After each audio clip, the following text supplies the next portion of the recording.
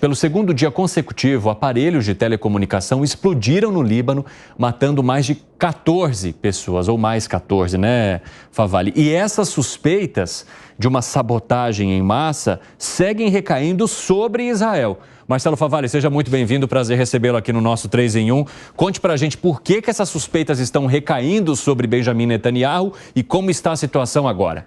Boa tarde, Evandro. Boa tarde a todo mundo que nos acompanha. Eu vou fazer aí uma divisão. Primeiro a notícia. Pelo menos 14 pessoas morreram e há 450 feridos, alguns deles em estado grave, depois que walkie-talkies, que são esses aparelhos de telecomunicação bem mais simples em comparação com um celular, começaram a explodir de novo, quase que simultaneamente em Beirute, em diferentes partes também do Líbano, que faz fronteira norte com Israel, pelo segundo dia consecutivo. Só que na terça-feira foram pagers, que também é um equipamento bem mais rudimentar, popular nos anos 90, que recebem mensagens simples de texto.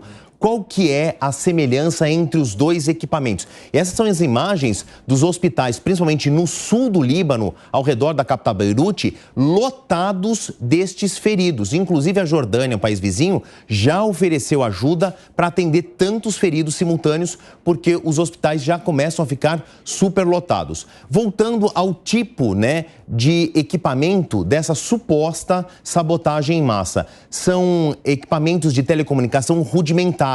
Eles não usam a mesma tecnologia de um celular, de um smartphone, que pode, por exemplo, não só enviar voz, texto, vídeos, fotos, mas uma desvantagem para grupos que querem se manter na clandestinidade é que os celulares, eles têm uma capacidade de geolocalização.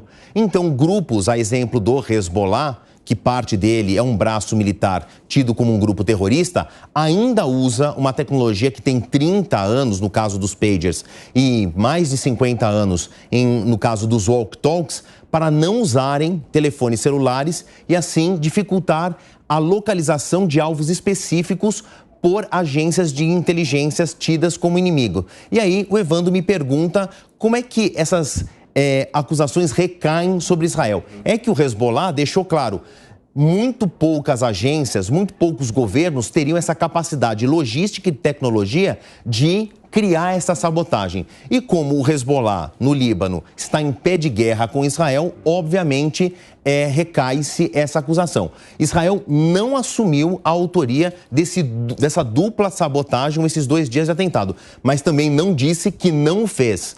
Quem disse foi os Estados Unidos, que vieram a público dizer, não tenho nada a ver com isso.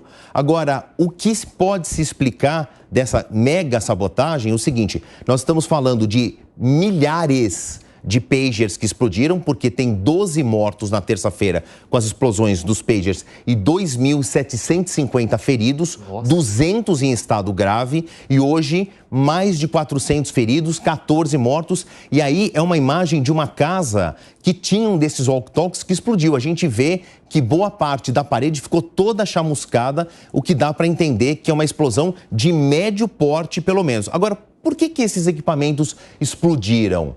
Ah, porque hiperaqueceu a bateria? Não. Muito provavelmente, para ter esse grau de ferimento, esse grau de destruição, estes aparelhos eles foram interceptados por alguém, então leia-se uma agência de enorme capacidade logística, a exemplo do Mossad, para interceptar carregamentos na casa dos milhares e fazer alterações no hardware. Nossa. Uma das possibilidades é que foi colocado um explosivo plástico, cerca de 14 gramas já seria o suficiente para um determinado tipo de explosivo plástico para fazer esse tipo de estrago.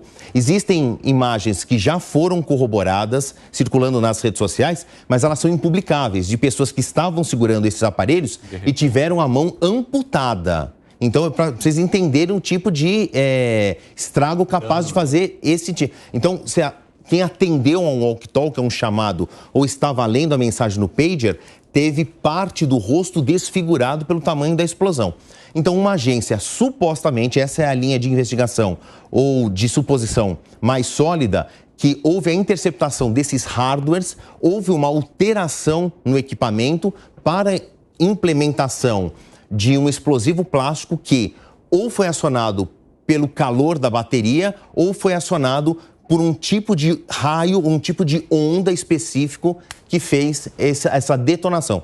A gente está falando de algo que é puramente verdade, mas que estaria no enredo de um filme do James Bond ou daquela série Missão Impossível. Nem parece real. Bom, Favale, obrigado pelas informações. Se tiver novidades, espaço está aberto para você aqui. Virei correndo. Obrigado, gente. Um grande abraço.